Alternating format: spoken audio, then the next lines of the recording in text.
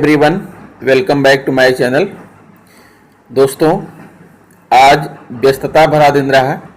DM साहब ने duty लगा दिया था, इस वजह से मैं आप सभी के साथ संपर्क नहीं बना सका। आज आईएएस प्री की परीक्षा थी, सिविल सर्विसेज प्री एग्जामिनेशन 2020 था। इस वजह से जो है मेरी ड्यूटी लगी हुई थी, तो पूरा दिन तो वहीं व्यस्तता से निकल गया। मैं आप लोग के साथ आपके प्रश्नों का जवाब नहीं दे पाया, आपके साथ संपर्क बना नहीं सका, लेकिन देर आया दुरुस्त आया। अभी जब मुझे फुर्सत मिली है तो दोस्तों मैं आपके लिए एक बहुत ही शानदार प्रशिक्षण लेकर आया हूं, जो कि दीक्षा ऐप पर मौजूद है। भार मापन उत्तर प्रदेश।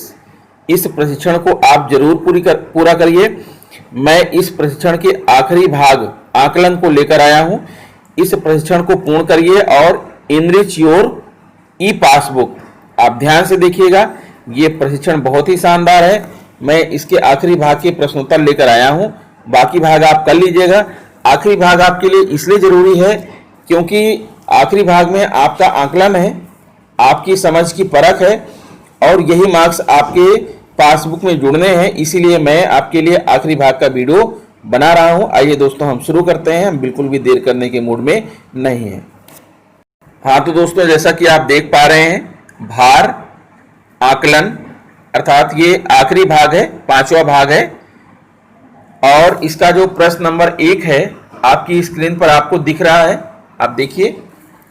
गौतम जी ने कक्षा 1 में बच्चों को अलग अलग चीजों को उठाकर उन्हें इस तरह अपने कॉपी में लिखकर सही शब्द पर गोला लगाने को कहा, यानी डॉट डॉट डॉट भारी या हल्का है, वस्तु का नाम यहां डालना है, डॉट डॉट डॉट को धक्का दिया, को खींचा, वस्तु का नाम यहां डालना है। इस गतिविधि के उद्देश्य को इन विकल्पों में से चुनें। आप एक से अधिक विकल्प चुन सकते हैं। वस्तुओं की तुलना करना, भार की भाषा को इस्तेमाल करना, कक्षा में भार मापन पर गतिविधि कराना, भार के गुण की पहचान कराना। तो दोस्तों आइए दिखाते हैं हम आपको हमने क्या लगाया है। अभी हमने प्रशिक्षण पूर्ण किया है और आपके लिए प्रश्न बनाया हूं। इस प्रश्न का जो राइट आंसर है ऑप्शन नंबर 2 और ऑप्शन नंबर 4 है, भार की भाषा को इस्तेमाल करना, भार के गुण की पहचान करना। ठीक है, क्योंकि यह एक शुरुआती गतिविधि है और इसलिए बच्चों को भार की भाषा और उसे गुण की पहचान हो रही है। अभी बच्चे वस्तुओं की तुलना करने में सक्षम नहीं है। कक्षा में सिर्फ एक गतिविधि कराई जा सकती है। इसके बजाय बच्चों को उनके खुद के जीवन की स्थितियों में भार के गुण को महसूस कर पाना जरूरी है। चलिए, सेकंड नंबर क्वेश्चन आता है आपके सामने। गौतम जी ने कक्षा में पानी की भरी हुई बोतल, फ्लॉक्स या ब्लॉक्स, बटन, किताब, डस्टर, वाटर कलर के डिब्बे, लंच बॉक्स जैसे चीजें बच्चों के सामने रखकर इन्हें उनके वजन के अनुसार क्रम में लगाने को कहा। समीरा ने उनके भार के अनुसार यह बढ़ता क्रम लिखा। पहले क्या आएगा? ब्लॉक्स, बटन, पानी की भारी बोतल, किताब, वाटर कलर का डिब्बा, लंच बॉक्स। गौतम जी को लगा कि यह सही क्रम नहीं है। समीरा की सोच के बारे में कौन से विकल्प सबसे सटीक होंगे? आप एक से अधिक विकल्प चुन सकते हैं। वस्तुओं के बीच रंग के आधार पर तुलना की, वस्तुओं की किसी एक आधार पर तुलना नहीं की, वस्तुओं के आकार के आधार पर तुलना की और वस्तुओं को देखकर तुलना की। तो मेरे हिसाब से तो लास्ट के 2 ही आंसर सही हो सकते हैं।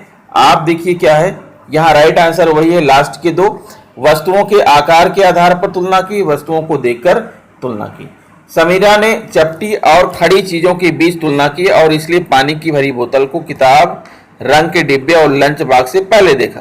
भार को देखकर पहचाना नहीं जा सकता, उसे महसूस करके पहचानना पड़ता है और इसी वजह से समीरा का क्रम गलत हो गया।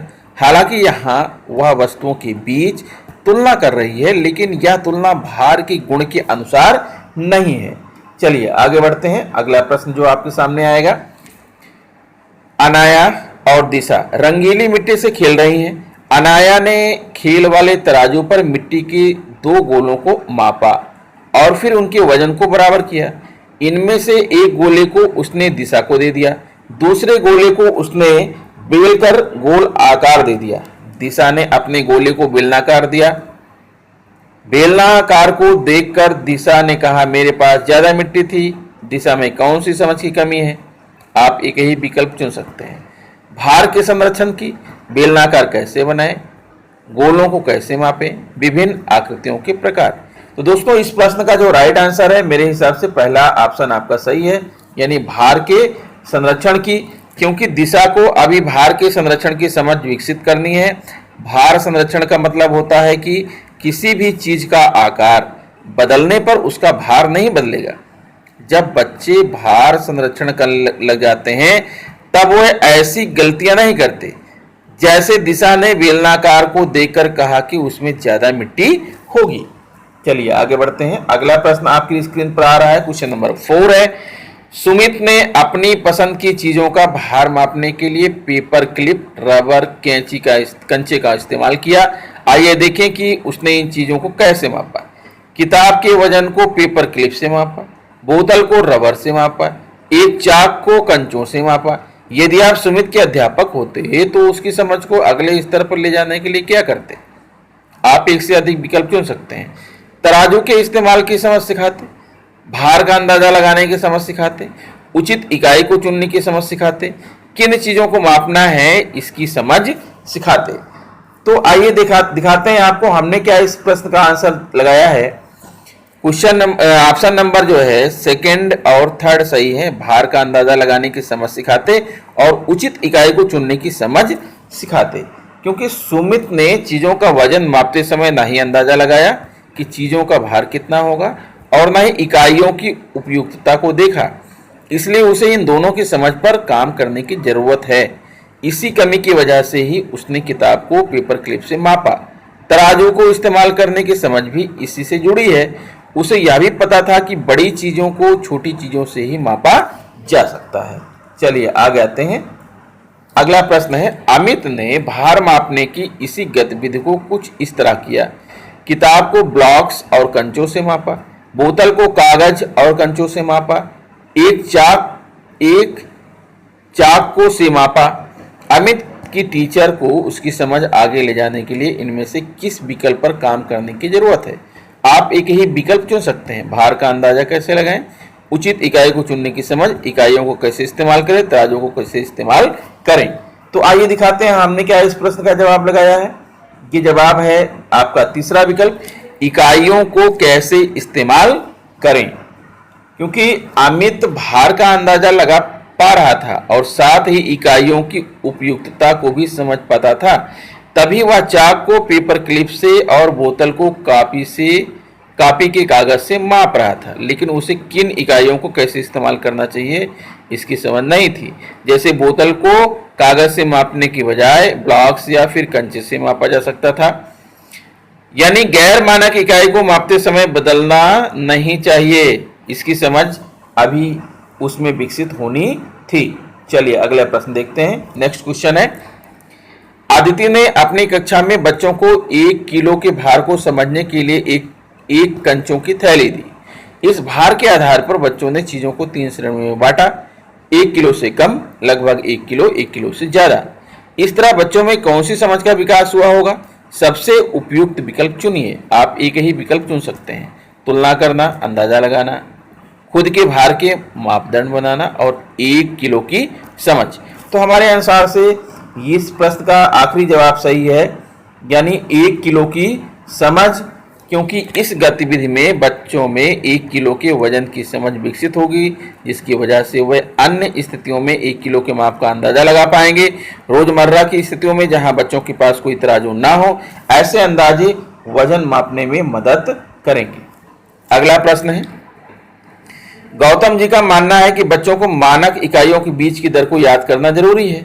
जैसे 1 हेक्टोग्राम बराबर 100 ग्राम, 1 हेक्टोग्राम बराबर 100 ग्राम नहीं बल्कि 1 हेक्टोग्राम बराबर जो है, यहां पर ध्यान दीजिएगा मित्रों। हाँ ठीक है, 1 हेक्टोग्राम बराबर 100 ग्राम सही है। 1 किलोग्राम बराबर 1000 होता है। आदित्य जी को लगता है कि मानक इकाइयों के बीच के संबंध को समझना जरूरी है। जैसे 1 हेक्टोग्राम 1 किलोग्राम का 10वां हिस्सा होता है। दोनों में से आप किस शिक्षक से सहमत हैं और क्यों? आप एक से अधिक विकल्प चुन सकते हैं। गौतम, इकाइयों के बीच की दर सीखना मानक इकाइयों को इस्तेमाल करने में ये जरूरी है। गौतम, दर सीखना मानक इकाइयों को एक दूसरे में बदलने करने के लिए जरूरी है। अदिति, संबंध की समस्या इकाइयों के माप की समझ मजबूत बनती है और संबंध समझने से ही इकाइयों को एक दूसरे में बदलने की समझ बनती है। तो मैं तो दोस्तों अदिति के साथ जाता हूं। अगर आपको गौतम के साथ जाना है तो जा सकते हैं, लेकिन मेरे हिसाब से तो अदिति सही है और इस प्रश्न का अदिति ही सही जवाब है। तीसरा और चौथा, मानक इकाइयों की दर जानने से ज्यादा जरूरी है इनके बीच के संबंध को जानना और उनके माप की समझ बनाना। यही समझ इन्हें एक दूसरे में परिवर्तित करने के लिए आवश्यक है। चलिए आगे बढ़ते हैं। अगला प्रश्न है, बच्चों को मानक इकाइयों की समझ ग्राम से शुरू कराने के बजाय किलोग्राम से शुरू करना क्यों जरूरी है? दिए गए विकल्पों में से सबसे उपयुक्त विकल्प चुनिए। आप एक ही विकल्प चुन सकते हैं क्योंकि किलोग्राम ज्यादा महत्वपूर्ण इकाई है। किलोग्राम को महसूस करना आसान है। ऐसा करना जरूरी नहीं है, ग्राम से भी पढ़ाने की शुरुआत की जा सकती है। किलोग्राम के बट्टे को कक्षा में लाना आसान है। क्या समझते हैं आप? मुझे तो ये समझ में आ रहा है कि इसका दूसरा विकल्प सही हो सकता है कि किलोग्राम को महसूस करना आसान है। यही है, दूसरा विकल्प ही है। किलोग्राम को कक्षा में लाना शायद आसान होगा, लेकिन मानक इकाइयों को पढ़ाने की शुरुआत उस इकाई से करनी चाहिए जिससे बच्चे आसानी से महसूस कर सकें और अपने आसपास की वस्तुओं से जोड़ सकें। और ग्राम का एहसास बहुत कम होता है, इसलिए मानक इकाइयों की शुरुआत किलोग्राम से होनी चाहिए। चलिए अगला बढ़ते हैं। क्वेश्चन नंबर 9 है, कक्षा में बच्चों को चीजों को खुद मापने, अंदाजा लगाने, तुलना करने, इकाइयों को महसूस करने और इन्हें खुद बनाने के मौके देना क्यों जरूरी है? इन विकल्पों में से चुने। आप एक से अधिक विकल्प चुन सकते हैं।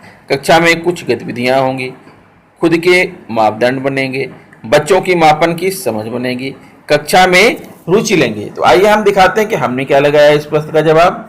राइट आंसर है ऑप्शन नंबर 2 एंड 3। खुद के मापदंड बनेंगे, बच्चों की मापन की समझ बनेगी, क्योंकि इन कौशलों के विकास से बच्चे खुद के मापदंड बना पाएंगे और मापन की प्रक्रिया की समझ बनेगी। कक्षा में अक्सर भार मापन पर बहुत कम गतिविधियां कराई जाती हैं और इसलिए रचनात्मकता, समस्याओं को सुलझाने और अंदाजा लगाने के कौशलों का विकास नहीं हो पाता है। चलिए आखिरी प्रश्न देखते हैं इस वीडियो का। भार मापन की प्रक्रिया को चरणों के अनुसार क्रमबद्ध करा है। ए, मापन की समझ को इस्तेमाल करना, बी, गुण की पहचान, तुलना और क्रमबद्ध करना, सी, मानक इकाइयां, डी, गैर मानक इकाइयां, ई, खुद के मापदंड होना। इन विकल्पों में से दिए गए क्रमों में से सही क्रम चुनिए। आप एक ही विकल्प चुन सकते हैं। तो दोस्तों हमारे हिसाब से यहाँ पर आपका जो ये जवाब है तीसरा वाला BDCEA, बी यानी गुण की पहचान, तुलना और क्रमबद्ध, डी यानी गैर मानक इकाइयां, सी यानी कि मानक इकाइयां, ई यानी खुद के मापदंड होना, ए यानी कि मापन की समझ को इस्तेमाल करना। ये विकल्प सही है हमारे हिसाब से और यही सही है। ठीक है, क्योंकि सबसे पहले बच्चे भार के गुण को महसूस करके पहचानते हैं, जिसके आधार पर वो तुलना और चीजों को क्रम में लगाने में सक्षम होते हैं। इसके बाद वे गैर मानक इकाइयों से मानक इकाइयों की तरफ बढ़ते हैं। मानक इकाइयों से जोड़कर वे अपने खुद के मापदंड बनाते हैं और फिर आखिर में इन्हें रोजमर्रा की स्थितियों में इस्तेमाल कर पाते हैं। तो इस तरह से दोस्तों खत्म हुआ यह भाग। आशा करता हूं कि मेरा वीडियो आपको पसंद आया होगा। अगर वीडियो पसंद है तो प्लीज़ दोस्तों मेरा चैनल सब्सक्राइब कर लीजिए। मैं आपके लिए इतनी इंपॉर्टेंट वीडियो बनाता हूं, लेकिन मेरे चैनल पर जो सब्सक्राइबर की रेट बढ़ने की है वो बहुत धीमी है और मैंने बहुत सारे ऐसे चैनल देखे हैं जहां पर जो है ऐसे ही ऊट पटांग की वीडियो डाल दी जाती है, फिर भी वहां लोग सब्सक्राइब करते हुए चले जा रहे हैं। यानी आप लोग मेरा सहयोग नहीं कर रहे हैं। प्लीज़ दोस्तों प्लीज़ प्लीज़ प्लीज़ सहयोग कीजिए, मेरे चैनल को सब्सक्राइब कर लीजिए। मैं आपको ऐसे ही इंपॉर्टेंट वीडियो लेकर आता रहूँगा। इस वीडियो में इतना ही, मिलता हूँ आपसे नेक्स्ट वीडियो में। तब तक के लिए बहुत बड़ा नमस्कार।